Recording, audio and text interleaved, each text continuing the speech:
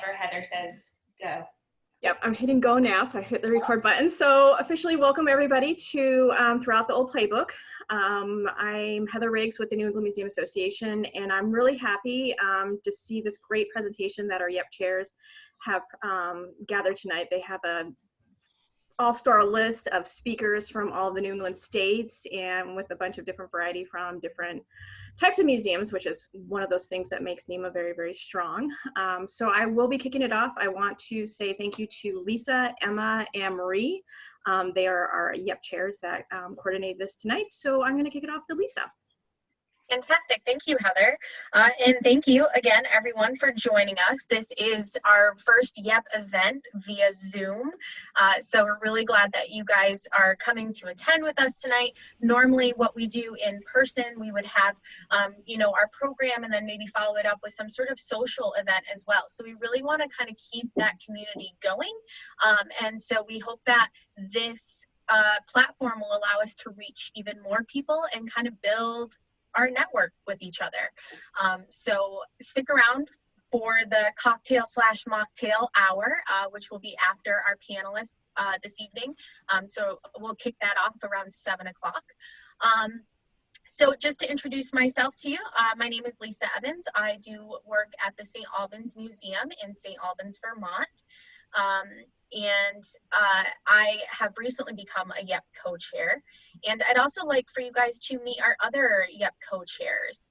I can pass that off to Marie.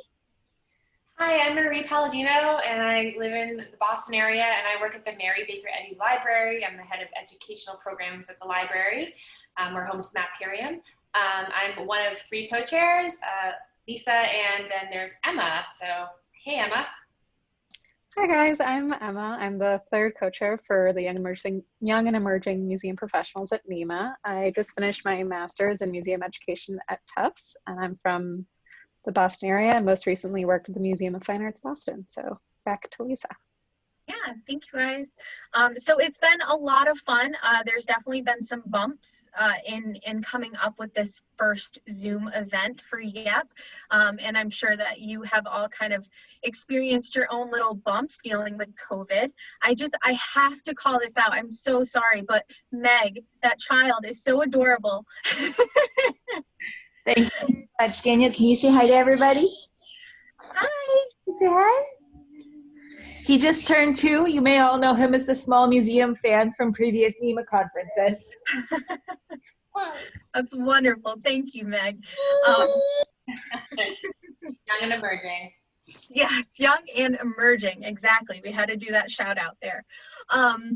But anyway, as I was saying, so, lots of bumps for all of us. We're all still trying to find whatever this new normal is in our museums. And really COVID has hit us all with in a variety of ways. And now that the states are starting to reopen little bits at a time, each state has its own separate guidelines that museums are trying to work around. And there are just so many moving parts and variables to the situation that we're all dealing with. So, now that we're trying to get back to work, what do, right? Everything that we've been doing has to kind of go out the window. So we are throwing out the old playbook and we're trying to find out how do we move forward. So today we're going to be speaking with a series of panelists.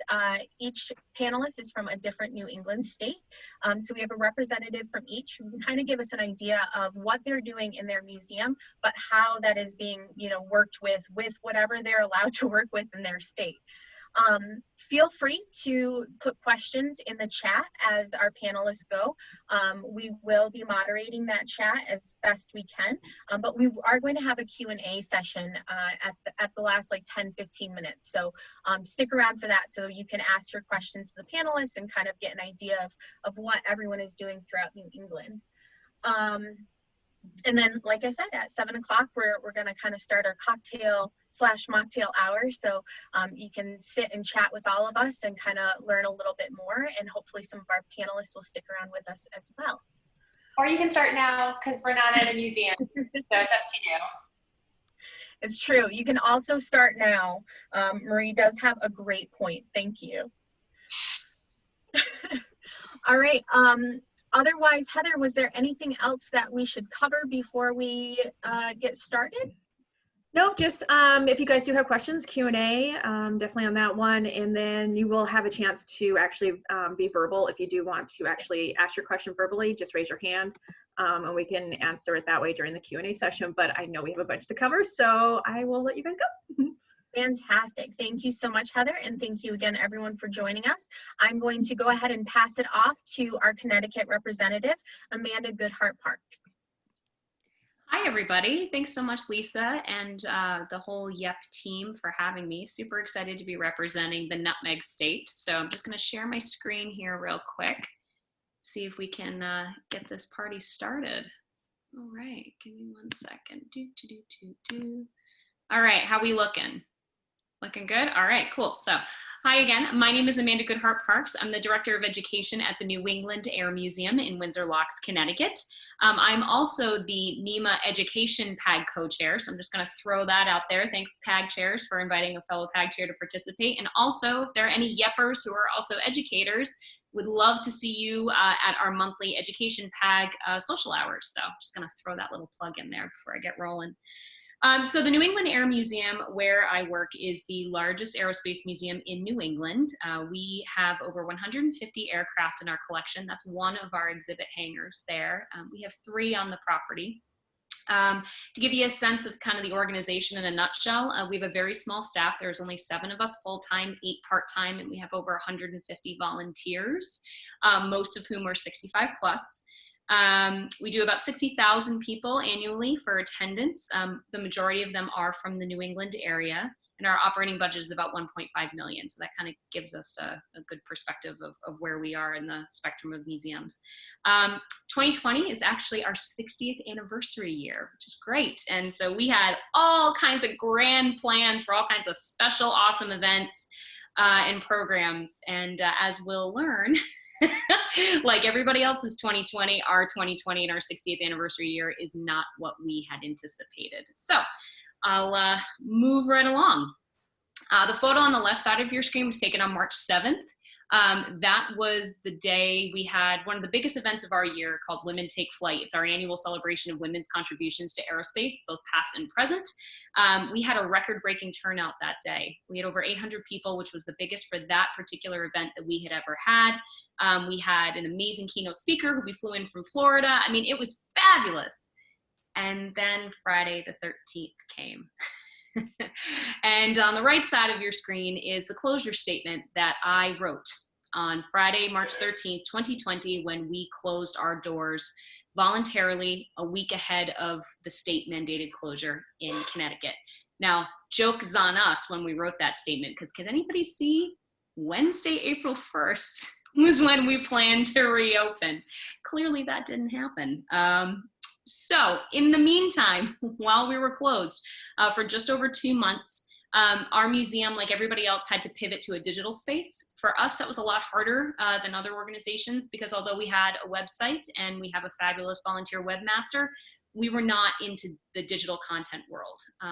But we pulled a completely new digital initiative, NEMA at Home, out of thin air in less than 2 weeks and began propagating it with things throughout our 2-month closure. We also had social media accounts, but we weren't doing daily content. Well, that changed during our closure. So like everybody else, we dove headfirst into social media and trying to serve our mission digitally. Meanwhile, I was rescheduling hundreds of individual participants for events that we had in the spring and early summer.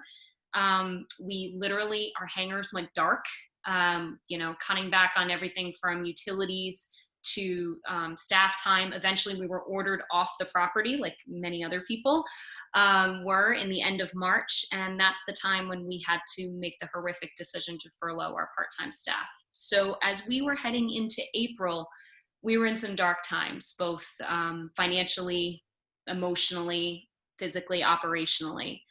But I will say that one thing we did during our closure was that we never stopped thinking about reopening. Almost from the very beginning when we closed, we were already thinking about how we were going to have to change our operations to reopen. So what did that look like? That actually looked like all of our staff stockpiling PPE Those of us who were able to purchase disposable masks before there were national shortages, we had them and we're buying them for our museum and hiding them in our basements. I personally had a 6-pack of Lysol wipes that I probably could have sold on eBay for $300 at one point that I was earmarking for the museum for my eventual return. We were also there for our staff and volunteers doing weekly Zoom check-ins. And for those who weren't technologically savvy, we made weekly phone calls, and we had 35 people on the phone call list. So we were very busy trying to keep our constituencies engaged, not just our public, but all of our staff and volunteers as well. We also activated our networks. We started thinking about, again, always thinking about reopening. We put a call out to our volunteers in the community who sew. And we actually got a donation of themed fabric for geared and branded masks, and had a volunteer sew them all by donation, one for every one of our staff and volunteers. We also made really good friends with people who we hadn't been friends with before, like a local brewery who has become our connection for hand sanitizer, which is great. So we were doing all of these things, and we were trying to keep a positive outlook. Meanwhile, we had this threat of an indefinite closure hanging over our heads. So needless to say, April 2020 was a really bad month. And then a ray of hope came. On May 1st, our Connecticut Governor, Ned Lamont, actually made an announcement that outdoor museums and zoos could reopen at the end of the month. It gave us about 2 weeks time to review the 100-page or so reopening restriction document that was released that same day. Now, I don't know Governor Lamont personally, but I know he wasn't talking about my museum when he made this announcement. He was talking about Mystic Seaport and Beardsley Zoo and Mystic Aquarium and a couple of other big major stakeholders in our cultural scene in Connecticut. But we took him at his word. And although we weren't an outdoor museum, we became one in 2.5 weeks. On the right-hand side of your screen is the map that we actually distributed to our visitors, and it kind of gives you a sense of our 5-acre campus. Those 3 main hangar buildings, that's where all of our aircraft are for the most part. The other 2 buildings, restoration and storage, those are closed spaces that are almost never open to the public. And then all those 10 aircraft outside, well, they're not our best because they're waiting to be restored.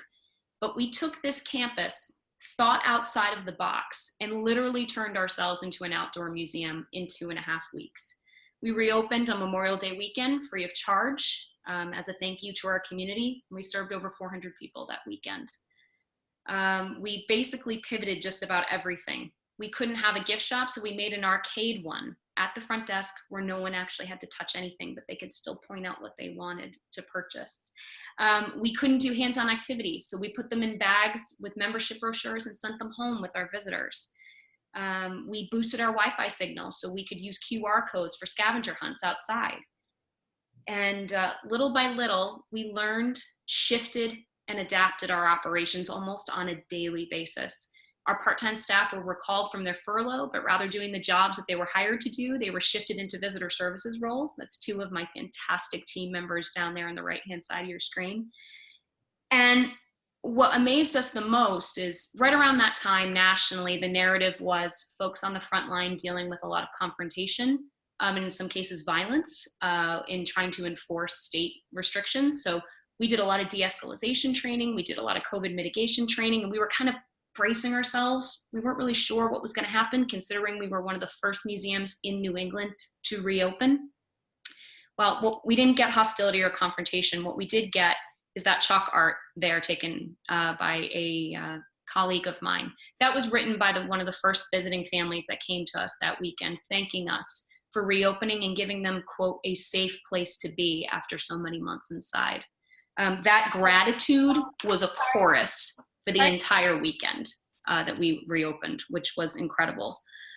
So we were open as an outdoor-only museum for about 3.5 weeks, and then on June 19th, we reopened our interior hangars. Now, we had already had all kinds of mitigation and protocol training in place that we had used during our outdoor museum reopening, so we kind of adapted some of that for our indoor spaces. And the biggest thing that we did to change our operations is we turned off our air conditioning and opened our hangar doors. That has allowed us to advertise that we are 90,000 square feet of open air. so visitors can actually move in and out of all of our buildings, and you literally feel almost a wind tunnel effect. So you really feel like you're outdoors, and that natural ventilation has been really key for us in our marketing this summer, because we think it's given people a sense of safety. That's awesome, Amanda. Can we go 30 seconds? Yeah, absolutely.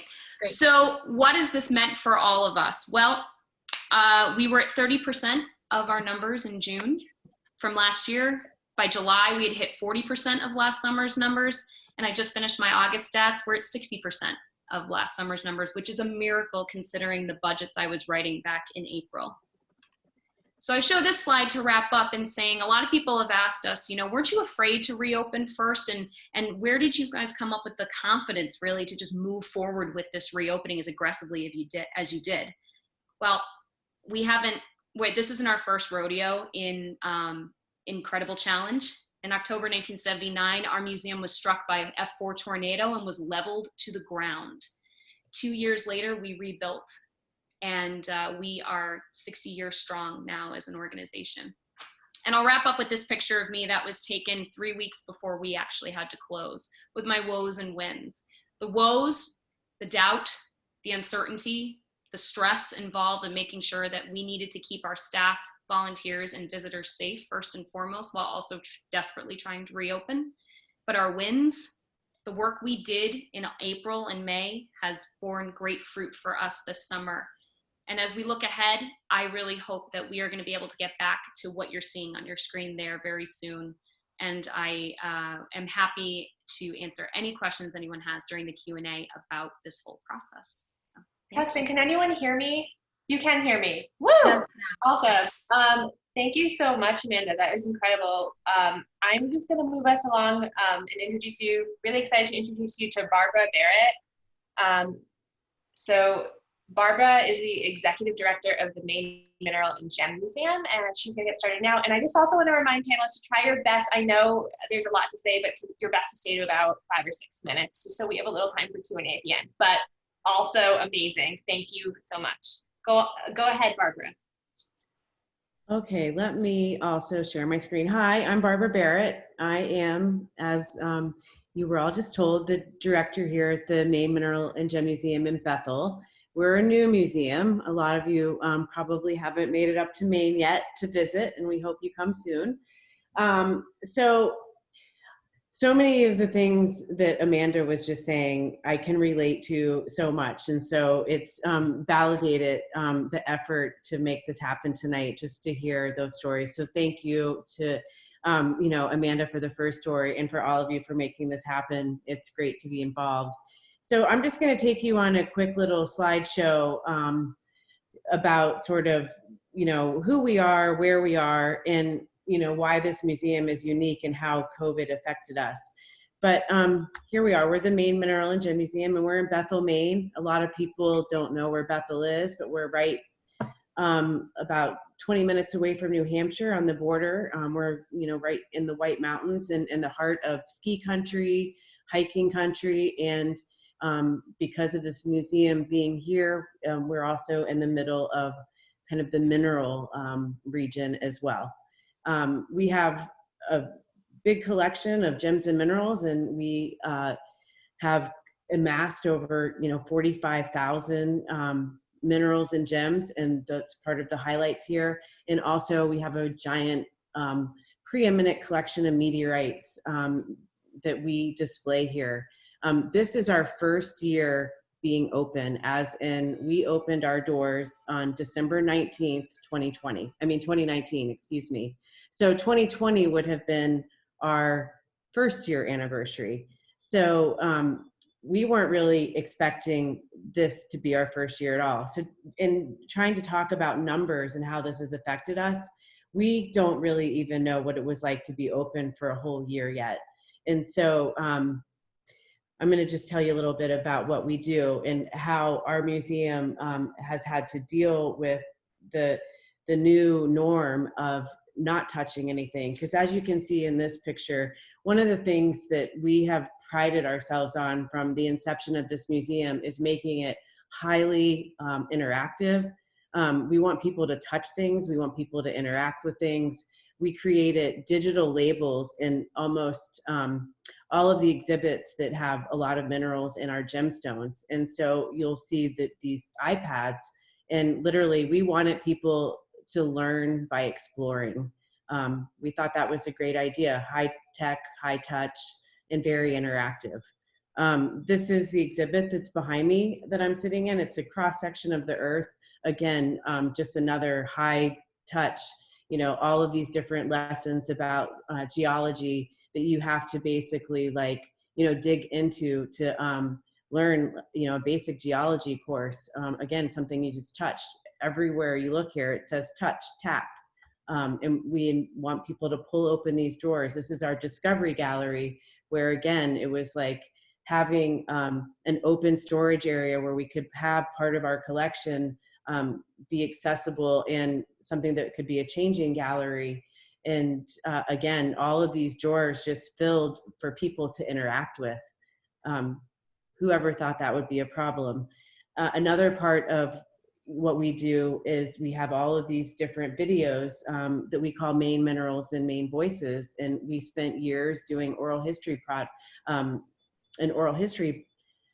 project in order for people to be able to hear the story of the people who are responsible for the geology in Maine, the rock hounding in Maine, and the people who discovered all of these things. And again, something that you have to pick up and listen to. We have 1 minute. What's that?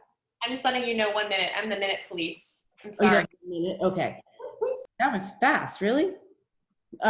Okay, so everything here we touch, and then coronavirus happens. And so what do? Just like Amanda said, we immediately went online. We created an MMGM at Home program. We created a video archive with Vimeo. And then we did what everyone else did. We went and stocked up on PPE. We made special stickers for social distancing. We put face mask coverings on even the mannequins in the museum. We had to close some of our exhibits, unfortunately, but you know, we were able to then buy a bunch of styluses and, you know, have people interact still. We were able to open back up in July and have people again interact with what we thought it was a challenge, but we did it. And we closed captioned all of the videos so people could still experience them. In our meteorite gallery, we again issued styluses, so you know, some of them take 2 people again, so that people could be able to access these interactive exhibits. Again, we had to close some of them. This is a touch the moon exhibit, and so what did we do? We got creative. We used aluminum foil to close it, and when we run out of styluses, we issue, you know, little gloves for people's fingertips. But in the end, I'm just going to cruise through these. This is the last side. Our win is that we were able to open, and that we are in a low COVID area of the state. And our biggest woe is that the hand sanitizer stains our floor, and it looks like pigeons are here. And we couldn't be happier at this point now to be able to be open and experiencing what it's like to be open in a museum. And so that was a really fast 5 minutes, but thank you. Thank you. Good job, though. I mean, both of you just did. I'm amazed. And I'm sorry that we have to go so rapidly. No, it's fine. Thank you. But I'm really excited to introduce you to Emily Soleil from the DeCordova Sculpture Park and Museum here in Massachusetts. She is the head of learning environments at DeCordova. Emily, take it away. Great, thank you. Well, thank you to the NEMA YEPs for inviting me tonight and for putting together this great panel. It's been great to hear from colleagues all across New England, so I appreciate that. As Marie said, I am at the DeCordova Sculpture Park and Museum. I've been there, I just had my 15-year anniversary, so I've been there a long time. DeCordova is a contemporary sculpture park and museum. So we have a 30-acre sculpture park, and then we have an indoor museum exhibition space that changes over 2 times a year. So we're in a really unique situation because we were able to open our park earlier than the other museums in the area were able to open their indoor spaces. So we've been very grateful for having that outdoor space. We do have a strong focus on art and nature, and so we really played that up this summer. We did open the park in May. The museum building is closed until October 8th. So we're in the midst of installing our fall exhibitions and preparing for what that looks like to open up indoor spaces. My job at the museum is I curate 2 hands-on learning spaces in the museum. So I've had a particular challenge in trying to figure out how to create interactivity without touching. And so in contrast to Barbara's space, my spaces are low to no tech. I hardly ever have any technology in the spaces. So I have different challenges than they do. The 2 spaces that I have, one of them, I'm not going to talk about a lot because we don't have a lot of time, is called the lab, and it takes a spark of an idea from an exhibition and then connects it with art, science, and nature for our younger audiences and their families.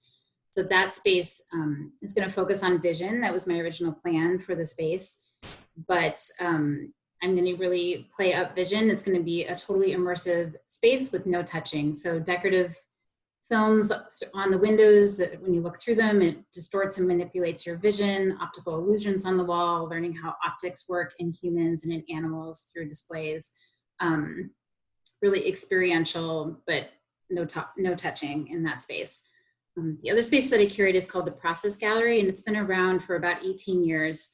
And it is extremely didactic in nature. I work very closely with our curators in developing this space so that it's supporting the work of the artists and also the themes of the exhibition. So my original plan for this space was to have different sections that supported the 3 main themes of our fall exhibition.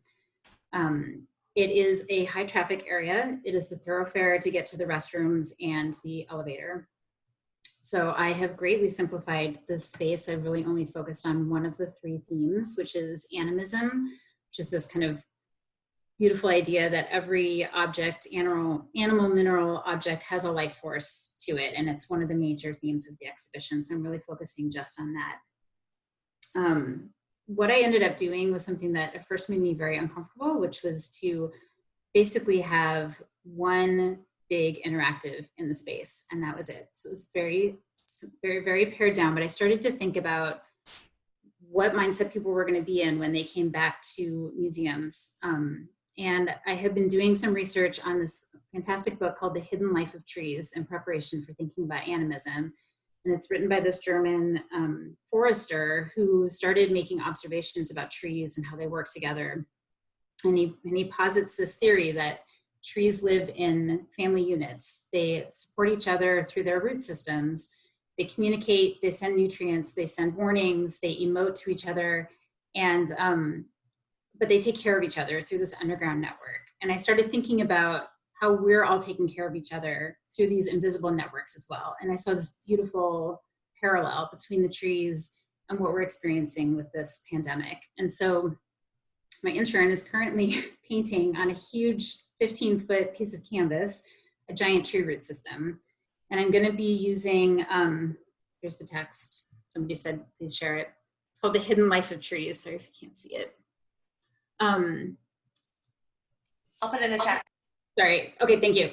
So the tree root system is going to be attached to the wall, and we're going to use a QR code to get people to a prompt to do their response. So it's completely hands-free, and then we'll be printing out those responses and putting them up when we go in. And I ended up doing it on a canvas because it's a thoroughfare. I'm convinced at some point someone's going to be like, you know, we really shouldn't open this space. We're going to have to close it. So this way I can move the canvas if I have to. We can chop it down, we can move it to another space and still have the interactive in place. So as I said, it made me uncomfortable at first to have so little in the space, but I decided if it was really powerful, that it would be enough and it would be a way for people to kind of process what we've all been through collectively. And as soon as I gave myself permission to do things differently and think differently, I kind of opened up a lot of opportunities. And I know you're going to hear from another person who talks a lot about interactives as well, so we'll get a lot of testimonials here. But again, I'd be happy to answer any questions at the end. There's a lot more to say, but I'll stop now. So. No, you did great. I'm sorry. I have the worst job policing people. You did great. But I did put the Hidden Life of Trees that Emily talked about into the chat, and I'll hyperlink an Amazon link or Goodreads link for you. Awesome. Thank you so much, Emily. I want to pass the torch over now to Coley. She is the Early Childhood Literacy and Humanities Coordinator at the Children's Museum of New Hampshire. So take it away, Coley. Hi, everyone. I'm also going to share my screen because I have some slides to show you.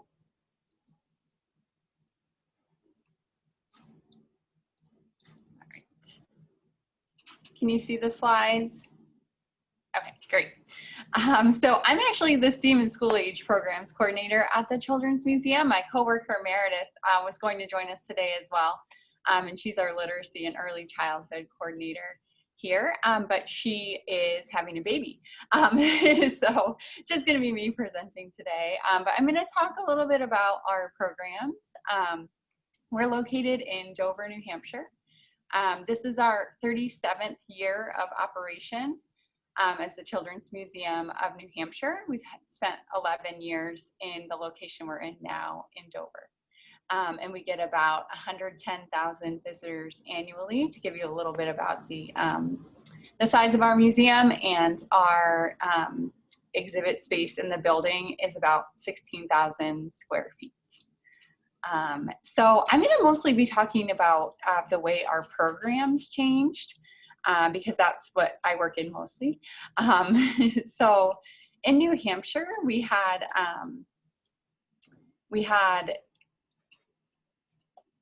to close around the 14th of March, and we were closely watching what was happening in Massachusetts. And our governor followed the lead, I think, a lot of what Massachusetts did, because we have a lot of commuters going between the states. So even though our area wasn't hit as hard, and we are a smaller museum, we followed what a lot of Massachusetts museums were doing. So we closed, and we also said, we're going to close for 2 weeks and then we're going to reopen. And of course, our stay-at-home order was put back into place, and everyone was working from home. Unfortunately, a lot of the staff, myself included, were furloughed pretty much for the month of April. And then we got PPP funding, and everyone came back full time to prep the museum to reopen. And then there was another furlough, and we're actually opening tomorrow again. But during the time when we all came back, there was a lot of work done to revamp things, and I worked a lot on our summer programs. So that was the big thing we adapted right away. We pretty much knew that we weren't going to be doing in-person programs. So our library program was set to take place all around the state of New Hampshire and a few in Maine. We were supposed to go to 30 libraries over the course of the summer, and our theme was Engineer a Fairy Tale. So we had come up with some engineering activities that were all based around children's books. So we shifted to doing a virtual program with videos, as well as kits that libraries would give to their participants to take part in the program. So a big part of that was putting together the kits, which took much longer than we could have imagined. We had a lot of people who came back full time, and their jobs usually would rely on the museum being open. That helped us, in addition to getting the exhibits ready to reopen, they helped us with stuffing these kits, sometimes for a full day of work. So it was pretty amazing how people pulled together and helped us get this off the ground. And we had almost the same number of libraries participate. And we also were able to save the videos that we can edit a bit and use again as a school program for this year. So we stuffed a lot of bags. This is Meredith in the picture where it says "Think Like an Engineer." Her husband is a videographer as well as his other job. So that was just a huge win. We had him film her in the museum, and then it was no one outside of their pandemic pod had to get together. So that was just a great program that worked out well. And we also adapted our summer camps. When New Hampshire's guidelines came out, we could have opened our museum much sooner than we did, but one of the big guidelines that was holding us back was that play spaces or high touch hands-on exhibits were supposed to stay closed within the facilities that we're opening, and that's our whole museum. So we really didn't feel that the museum could open in a way that would have been valuable to the visitors or run our summer camps, because part of the camp guidelines for New Hampshire were strict enough that we wouldn't have been able to host the number of kids to make it worthwhile, but also the age group is so young that social distancing would have been really hard. We usually have kids 3.5 or 4 up to about 6 or 7. So we just didn't feel it would be a good camp experience for them in person if we were able to pull it off. So we created summer camp play kits to do at home. And this was after a whole spring of kids doing online learning. So we decided to make our kits, some of them had videos that you could use with them, but we tried to make all the activities as screen-free as possible. And we ended up reaching about 110 families with kits, as well as donating 25 kits to people in the community. We made an option for families to buy kits for other families that might not otherwise get to take part in our summer camps. So that was a really sort of positive, uplifting part of that whole process, but it also involved stuffing a lot of bags, which we had done for our other program as well. So we spent a lot of June and July making and transporting kits around the state or having people pick them up at our museum, which was still closed. You guys hear me? 30 seconds. Oh, yes. Okay. Paranoid that my audio is not sorry. No, thank you. So wins and woes, our summer camp kits and our online library program felt like a big win for us. The woes were having our hours cut back and not having our whole staff, and also just the uncertainty and the changes, and just feeling disconnected from families. But I think that we have also learned a lot from what other museums are doing, and I feel that we were actually able to reach more people overall, more kids this summer in New Hampshire than we would have with in-person programs. So that felt like a really big win for us as well. Thank you so much. Again, another amazing discussion or a presentation. Now I'm going to take us into the beautiful state of Rhode Island, and I'm excited. Oh, and thank you, Coley, as well.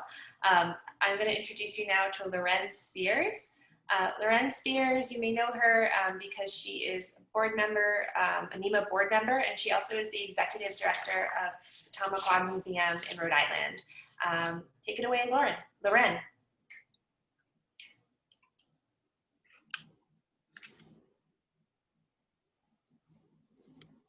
Sorry about that. I forgot to unmute when I opened up my screen. So hello, everyone. I'm Loren Spears, Askawi Kwasin, Natasui Smakasani Pashao at Nahai Ganset, Natasui Loren Spears at Englisha, Ni Nahai Gansek Nahantik, Kanupiam at Aki at Nahai Gansek. So hello, everyone. I'm the executive director of Tamaqua Museum, which is Rhode Island's only Indigenous-run museum, and I am Narragansett Niantic, and welcome to the homelands of the Indigenous peoples of the Americas, because you're all over New England, I guess, here, of New England. And Tamaqua Museum was founded in 1958, so we're 62 years old. We currently have 6 staff. I was the one that led the transition from an all-volunteer organization into a staffed organization. And if I didn't say, I'm in Rhode Island. And we have 6 staff now, and of course, just like everyone, lots of volunteers and interns and things like that. That came to an abrupt stop when COVID-19 happened. Our staff, we were able to keep on board because we did do the PPP loans eventually, but we did 401 Gives, which was a campaign through the United Way right away that helped us with some discretionary revenue that was necessary to balance that. I think that for us, we had survived the floods of 2010 by the skin of our teeth, and it made us a little bit stronger than we once were, but more than that, it made us resilient. And so when this crash came on us, we just sort of said, okay, what do we got to do and how are we going to do it to move forward? We did lose most of our interns and our day-to-day volunteers because the museum itself was closed to the public. However, we did transition very rapidly to programs online. The very first program that was, we lost over 40 programs and events and things that were from March to August. And I was going to be so good and put a 6-minute timer on and I forgot to do it, but oh well. You have until, I'll just text you in the chat. Sorry, continue. And so we did that first book talk virtually, and then we just started transitioning other things. We have a normal on-site children's hour it's meant for families with kids from toddler to tweens. And we moved that to online, recording those presentations. We've switched all our lectures and talks and book circles all online. This is one of our upcoming events, a new series that we're doing called Quarantine Creatives, where we're interviewing Indigenous artists. We've done virtual tours, which you can find on our YouTube page. We've done virtual art workshops where we send people the kits of the art materials. Youth programs, expanded our belongings blog, which had gone a little bit stagnant, and we've been putting blog posts out. We did virtual Strawberry Thanksgiving, an art contest, storytelling online, live streams of food demonstrations that would normally have happened at that event. We did it online. And one of the big things that we did to support our Native artists is we flipped our museum store, which is only 4 years old, in store to online, which has been very successful as well. And then recently just started a Redbubble to utilize our designs. We altered a lot of partnerships. We've been promoting the census for Indigenous people. Our URI walking tour that we did at the University of Rhode Island last year is now going to be an online course talking about the land in which that land grant institution is on. We are working with another partner creating a virtual program to understand the land in which Casey Farm is on. We did census films, since the census is very difficult without being able to go door to door, to encourage Indigenous populations to do that. We've been partnering with other institutions doing social media swaps. We called it Museum Neighbors with Haffenraffer and have been posting on Instagram. And the Rhode Island Historical Society has their mascot traveling from organization to organization virtually. Our project that we do called Perspectives with the State House is now going to be filmed. Instead of thousands of kids seeing us at the State House, they will see us virtually now and be able to go on a Zoom and talk to us after they've done all the presentations virtually. We are gaining some new interns. We took our one of our past Indigenous empowerment interns, and she helped us flip the gift shop online, and we're gaining 2 this fall as well. So we're starting to have them come back. And then projects like our key book that had just been published last fall, we started transitioning and doing the virtual presentations as opposed to the in-person. We've been doing decolonization work, virtually, cultural competency, Black Lives Matter, Indigenous Lives Matter, talking about mascots and monuments and changing the name in Rhode Island from Rhode Island and Providence Plantations. And around all this decolonizing work, we've been doing books and blogs and curriculum, guided listening sessions with school districts, and providing resources on our website for educators, parents, and museum professionals. We've been doing a lot of work, as everyone else is, around reopening, and the big things we had to do, just like everyone, remove touch stations. We had one room that we had just created as a whole touch room for kids and families, and we had to take the whole thing apart. It had just gotten finished in January, and so then we redid it and created a new exhibit called Warrior Women, which you're only seeing us when we were just starting to set it up, but now it's set up, and we also have a traveling exhibit called radical women that's talking about the 19th Amendment. However, even though we're only open by appointment. We're really, because we're small and our space is small, we're taking groups as private tours from 5 to 15 people. And that seems to be working. We've been doing that since August. And we've been doing mostly virtual programming, virtual events, and we really push that the most. And that's how we've been adapting and adopting our way through this. Our wins have been that despite all the losses of program at the beginning, we were able to transition a lot of those to virtual. We did a really strong campaign for fundraising through 401 Gives in our annual campaign, and then with support from the Unitarian Universalists General Assembly. Those things have really helped us greatly to not only survive this crisis, but start thriving, which was really important to us because behind the scenes, we were doing new facility development. And while we were in this crisis, the approval of our license agreement for the land was approved in July. And we started architectural and engineering planning for our future new facility. So we've been trying to adapt, adopt, and anchor ourselves. If you don't know, the anchor is the symbol for Rhode Island, but the idea that we would be rooted in doing this. And for us, the biggest, I guess, woe is that not only do we have to live through a pandemic, which Indigenous people have a lot of historical trauma through, but we also have to live through and fight for all the social injustice that's going on that has created a tremendous amount of work. I was already on way too many, as was my additional staff, on way too many boards and commissions, and since everything blew up with George Floyd, we've been being requested daily around social justice issues, and it's a little bit overwhelming on top of everything else. But we have to do what we can do to promote anti-racism and to support diversity, equity, and inclusion. I think I might be out of time, so I'm not sure. No, that was great. Thank you so much, Loren. I wish everyone could have even more time to talk. I wish that this could be a longer event. So I'm going to toss it over to our last state, which is Vermont. Thank you again, Loren. To Alex, who's the executive director and librarian at the St. Albans Museum. Alex, you're up.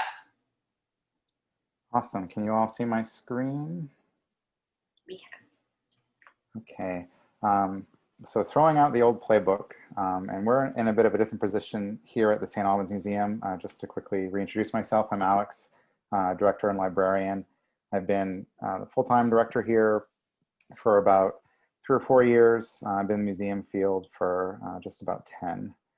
So the St. Albans Museum was founded as the St. Albans Historical Society in 1966. We're a historic site in an old school building, the Church Street Academy, which was constructed in 1861. We're a seasonal organization, normally operating with exhibitions from about April, May through the first week of October. But we do have a climate-controlled space that allows us to do some year-round programming. I'm the only full-time staff member. We have a part-time staff member through a fellowship program, and including board members, about 40 volunteers with an annual budget of about $140,000, and we usually serve around 3,000 folks through annual visitation and participation. So how did COVID-19 impact SAM? Thursday, March 12th was the day we went home, and was supposed to be the launch date for a fundraiser for our brand new exhibition that is currently being renovated called the Rail City History Project. We had to postpone all of our spring programming and eventually all of our summer programming. Our largest annual fundraiser is a dinner in May. Looks like we're going to have to postpone our fall and winter concerts. So we remain closed to the public. We could have opened up July 1st. Cultural organizations were allowed to do that in Vermont, but we recognized that that wasn't the plan that was going to work best for us with our space. We also had to delay our membership appeal, newsletters, and pause our gift shop because of COVID. But what we did do is adopt a continuity plan that has 3 phases. So in the first one, it was really about modifying communications. So, getting folks comfortable with Zoom and being able to do meetings digitally, allowing staff and volunteers to do work from home, and finding ways to empower people to help So how could we provide technological resources and support so that folks felt like they could still make a contribution? And how could we recognize that for some of our volunteers and board members that this was a time they needed to step away to focus on their family and their health? Being a museum without walls is part of our strategic plan. So for us, it was really about re-embracing what that meant since we were closed.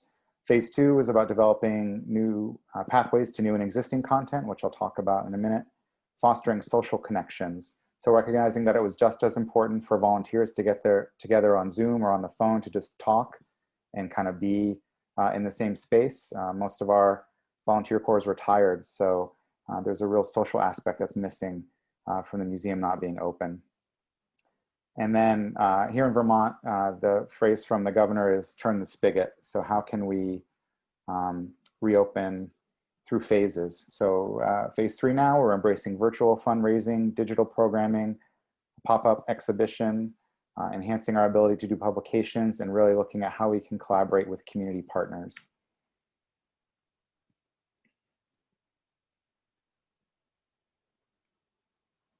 Sorry about that. So the first example I want to share with you is history from home. So like all of you, we pivoted to digital content. So this was a web portal that we created that had links, family-friendly activities that you could download and do from home, links to video presentations and things like that. We also worked with the Vermont Curators Group to do a virtual tour. We have launching now virtual or digital exhibitions that are entirely online. Lake Lessons, which is our annual hands-on, place-based STEM and history workshop, is transitioning online, and Voices and Votes, which was our other big exhibition this year on the 19th Amendment, is also going digital. We've also revamped our use of social media, trying to be in touch more with our followers through contests, gamification, and following trends. We launched Northwest Passages, which is a podcast where we interview area residents on historical topics, and we did receive some grant support for that. Podcasts have been on our radar for 2 or 3 years, and we sort of never found the time or the capacity to do it. So we were grateful to be able to launch this really great resource and have some really fascinating community conversations. We wanted to find a way to engage the community and bring the museum to life, but that was also safe, and that respected the health of our guests, our staff and volunteers, and our community. So what we've launched over the next few weeks is a pop-up museum called Vintage St. Albans. So we're taking reproduction images and documents, putting them on panels outside for folks to visit, and also doing walking tours of our downtown area. So it's really about showing the community that we're still relevant, vibrant, and we have a lot to share. We're just finding the safest way to do it. For fundraising, we did a virtual scavenger hunt. That was a brand new fundraiser for us. Raised about $1,500. We pivoted our gala event to online raffle drawing. And so we're still getting the same buyers, but instead of paying for a dinner and a game night, they're doing a raffle and an online behind the scenes tour. And we've also embraced opportunities from state and federal government to help us find some emergency economic relief. For me, the takeaways have really been embracing change and courage with a capital C, because I'm a big Brene Brown fan. How can we find ways to innovate, recreate, reimagine, and reach new audiences? Meeting the moment. So, recognizing what's happening as part of the larger conversation in our society. We're involved in census promotion, and we just established a diversity, inclusion, access, and equity committee, recognizing that museums have a legacy of marginalization and exclusion. How can we be really conscientious and intentional about that in our work? And really creating the future of culture. We're a museum. In some ways, we're now sort of a media organization as well. We're embracing online remote learning along with our school districts and joining in fun community endeavors like mask making and Captain Veggie Man, who's giving out free vegetables to folks, to find ways to really be relevant in the day-to-day life of our community.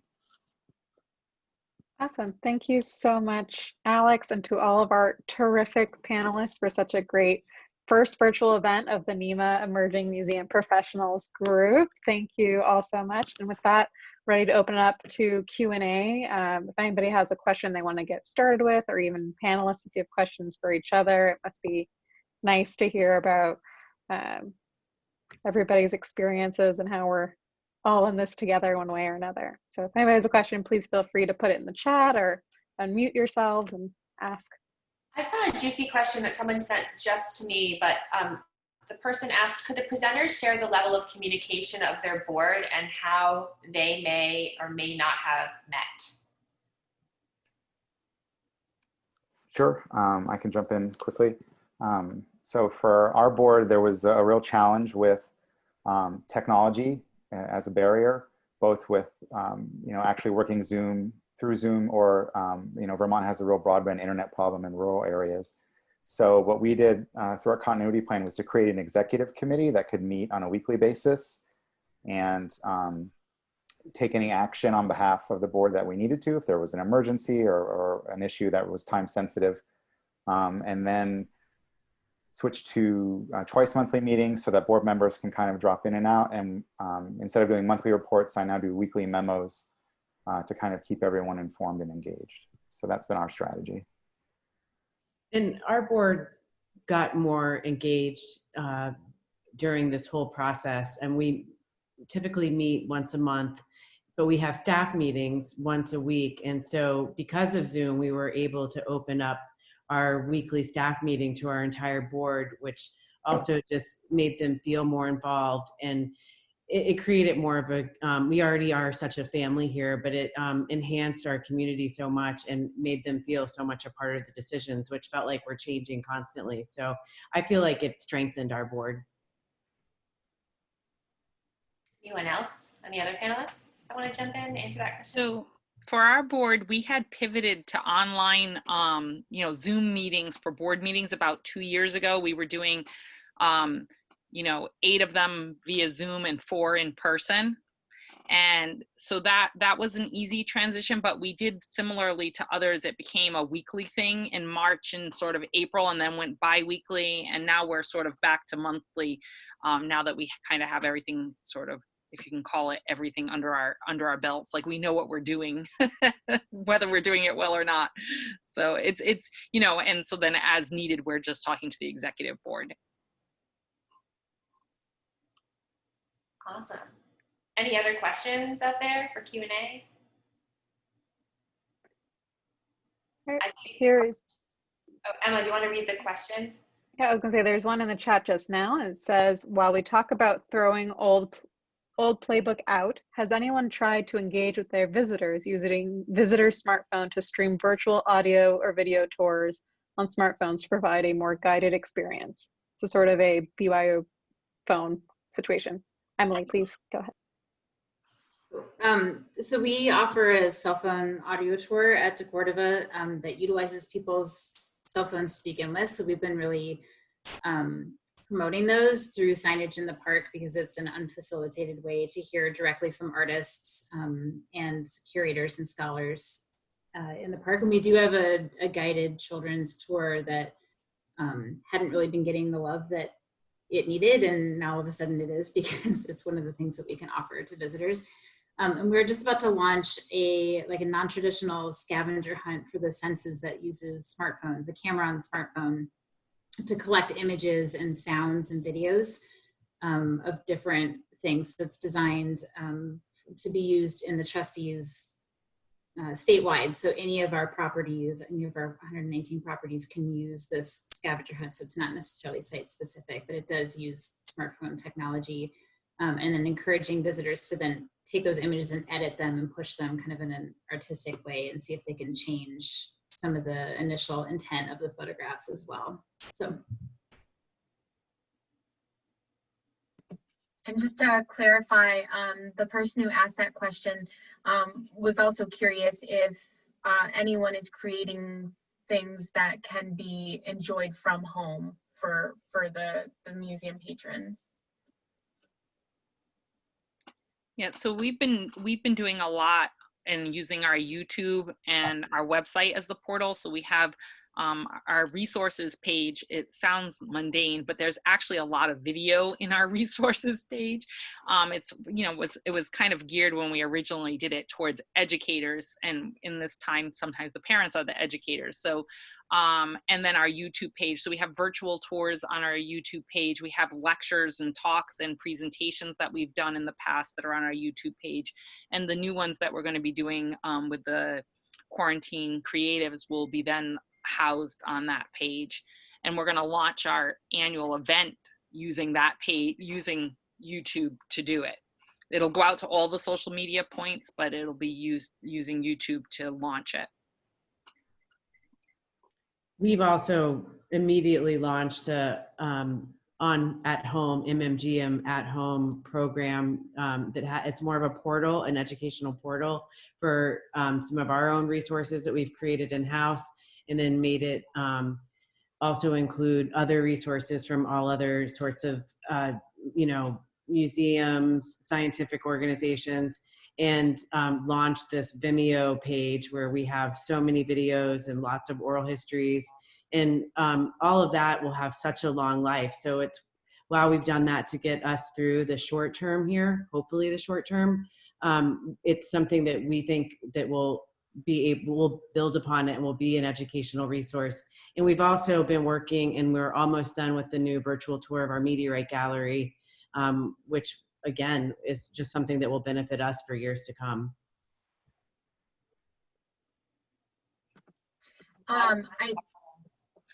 Go ahead, Lisa.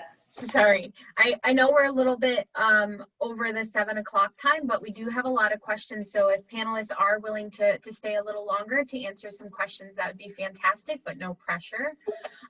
There were a couple questions that came in, and I do want to get to most of them, but I think that there are a few that we can kind of combine, since you guys are kind of talking about the technology that you're using. You know, one question that came in is, you know, is anyone using computer video tools to do virtual tours? What software are you using, if so? But also, how might that tie into some innovative things that you guys are planning for 2021 and beyond, as part of throwing that old playbook out? What's going to stick?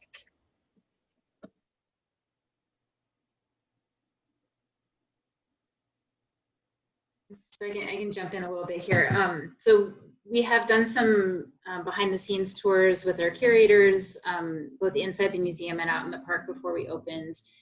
And they were just using their cell phones, their smartphones. I mean, the technology does not, the technology in our phones is so sophisticated that we didn't use specialized equipment or software, and the quality is really, really nice.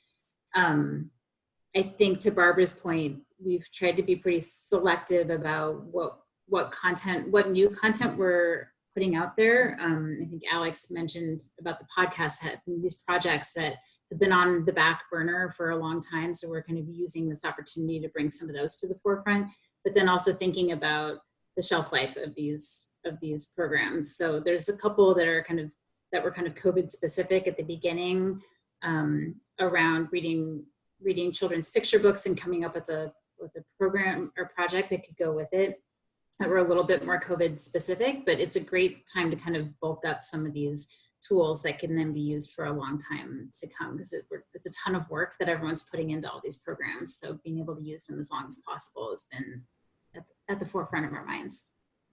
I think for us, it's been about how can we recognize where our audience is at and find ways to kind of mirror what's happening in the community.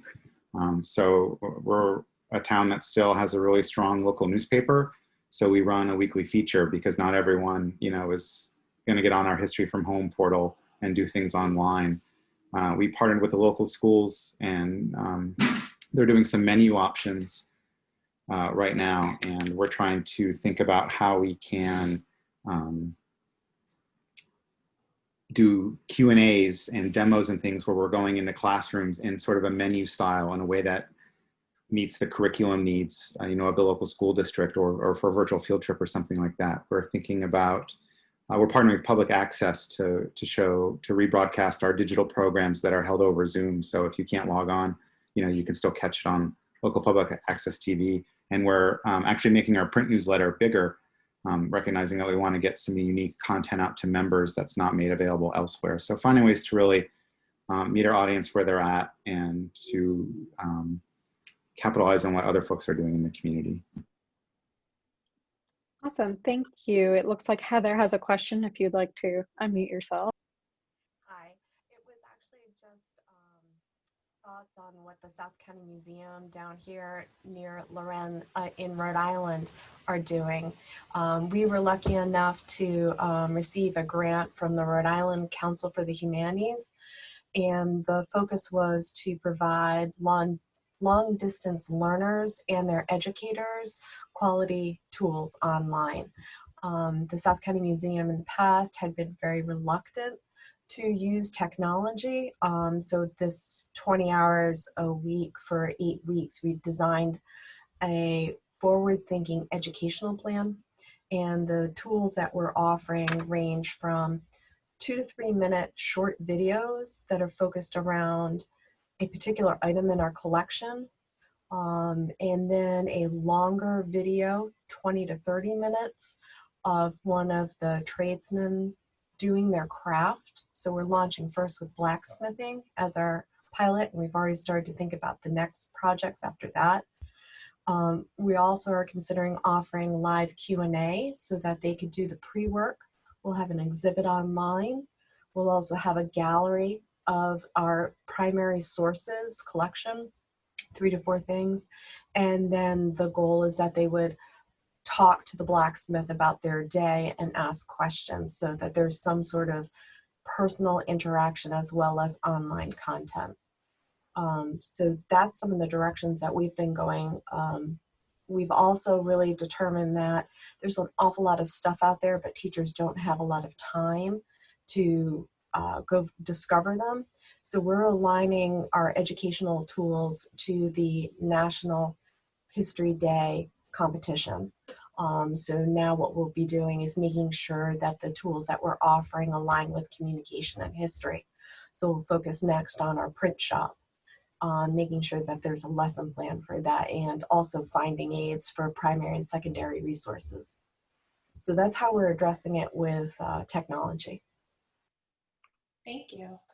I saw a really great question too about, has anyone successfully been able to generate revenue from virtual programming? So Tamaquag has, what we've done it 2 ways. We've given things away for free. So like our children's hour and some of the virtual tours and things are just out there for free, and you don't even have to sign up, you can just go on. But our programs that were like we would have done in person, we are still charging a fee for them. So we had already done a little bit of virtual programs. We were probably averaging 5 or 6 a year prior to COVID. So we were used to doing it at least somewhat. And so we were able to transition a lot of our programs. So we're still booking, like this whole year while we were closed, if you will, for the public to be on site, we were still booking feed-based programs, including the cultural competency lectures. But we did more adult, I'll say, college and adult programs that were with a fee, and just a few schools. I found that the private schools still had revenue to pay for programs, and public schools had less and less ability to flex for that. But the Rhode Island Council on the Arts is flexing their program that was the yellow school bus that paid for school buses to take kids on field trips, are now giving that money to teachers in schools to pay for virtual programs. So people's arts councils might be doing that in your states as well. Lauren, can I just jump in and kind of piggyback off of all that great stuff? Something to think about, something we've been thinking about for virtual programs that we have charged a fee for. I mentioned a little bit in the chat what I'm currently charging for in the education department. My goal is to try to drive attendance back to the museum in every way possible. So for example, our aviation merit badge scout workshops, usually they're held on site. We're now doing them virtually this fall, but we raised the fee ever so slightly. And that fee not only includes the live virtual experience, but it also includes 2 admission passes to our museum.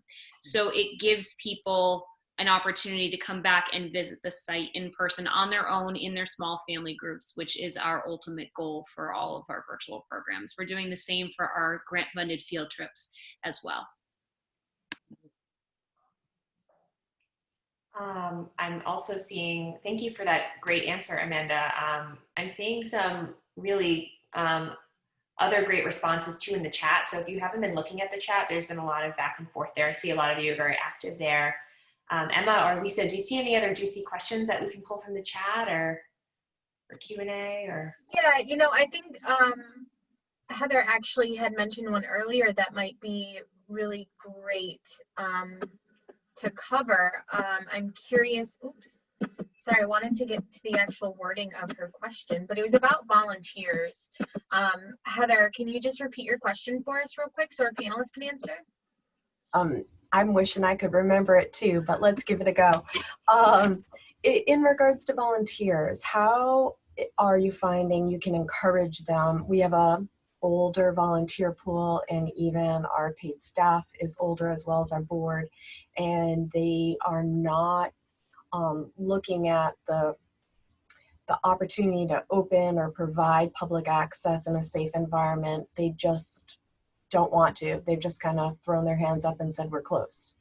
And even the board isn't meeting on a regular basis because there's nothing to talk about. So I'm having a hard time trying to find ways to help volunteers feel comfortable because they're volunteers. So you don't want to ask them to do something outside of their comfort range. I'm looking for any suggestions. I'll quickly add my input from the museum here. We, sent out our own COVID protocols and policies. Excuse me, there's an air compressor for an exhibit in the background. It keeps going off. And let them know exactly what we were doing to provide a safe environment and put it in writing and ask for their feedback.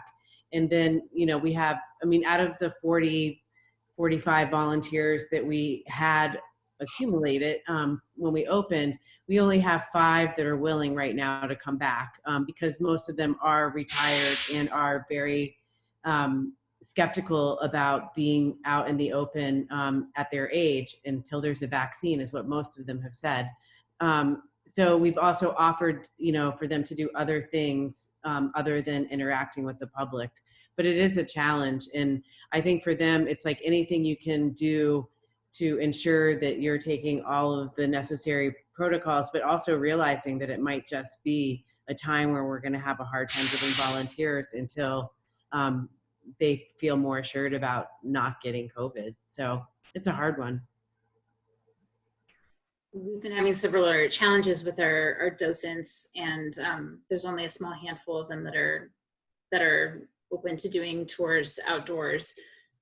So that's what we're doing. It's like you use what you have, and it's not a time to force anyone. I agree with Barbara. I've had some good luck running some remote internships, and it's awkward. And I think I've just been really upfront about it being awkward and asking for feedback from them and kind of adapting and being flexible as we go.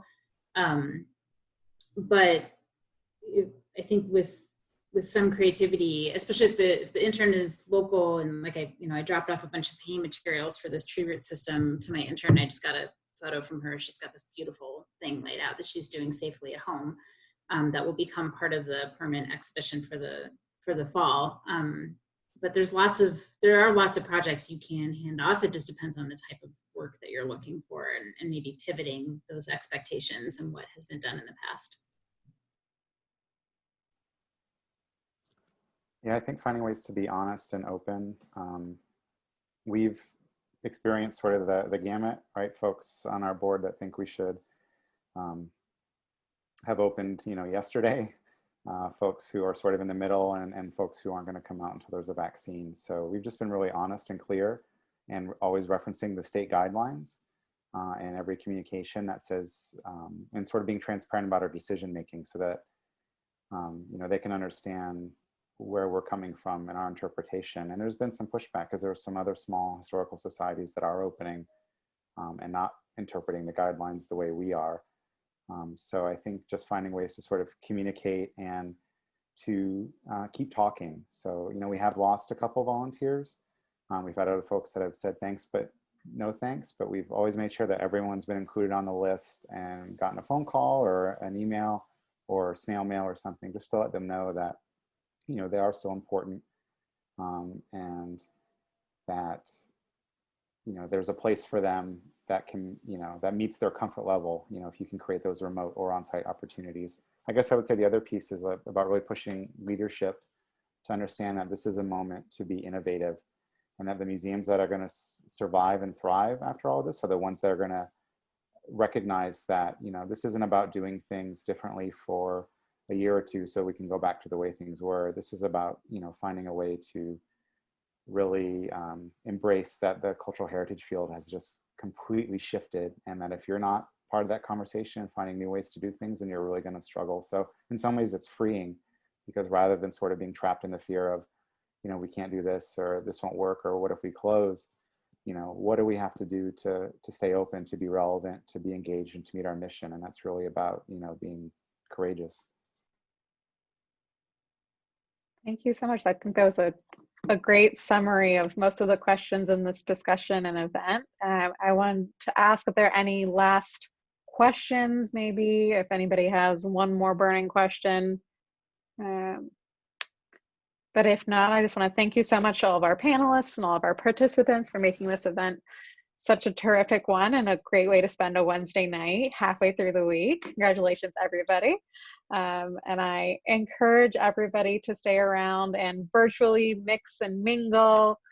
We send out a few cocktail and mocktail suggestions, and if you have any other questions, you can feel free to ask them during this time as well, or in the PDF that you received in today's registration email reminder. There is the email addresses for our panelists if you have any remaining questions as well. But thank you everybody, and I hope to see you now for our virtual little cheers. I also want to second the thank you of our 3 YEP chairs. 2 of them are brand new as well, so in the last month. So this is a great new program for everybody, and definitely want to thank all of our presenters today and stuff like that for staying late tonight to talk about this. So I do appreciate that. So big thank you on that one. Thank you for some of our presenters staying even later. I know this is more time, so we really appreciate it. We know you have lives outside of this, so thank you again for staying on a little longer. We appreciate it. Thank you. Thank you, Loren. Thank you, Emily. Thank you, Amanda. Thank you, Alex. Thank you, Barbara. Now I want to go to Barbara's place. Now that I've seen images of it, we keep thinking about it. It's like we keep seeing all the information for it. I'm like, okay, that looks really cool now. You guys are all like in Brady Bunch format, so this way, like, I know there's one more. Well, Heather, let me know when you're in Maine, and I would love to be able to give you, your family, and all of you in the Brady Bunch here right now a tour. We love showing off what we created here, and Mary and Larry, the founders of the museum, are still on. I see Mary's face. Hi. And if Mary and Larry are here, Larry will be the first to hand you the biggest piece of the moon you'll ever hold in your life. So that's amazing. Yeah, it's a great place. And I was texting Mary during this when we were like during the panel, and I just said, our museum really does rock. And we haven't really been able to like share it with everyone because we had to close. And so I'm really looking forward to getting back, to a NEMA conference, because the past couple of years it's been so like straight out trying to get this place open. And then it was literally like, wait, we have to close? So I hope to see all of you, and I'm going to go make dinner for my son right now, but thank you for including me. It was really great. Thank you. Thank you, Barbara. Thank you so much, Barbara. Yeah. Have a good night, Mary and Larry. Bye.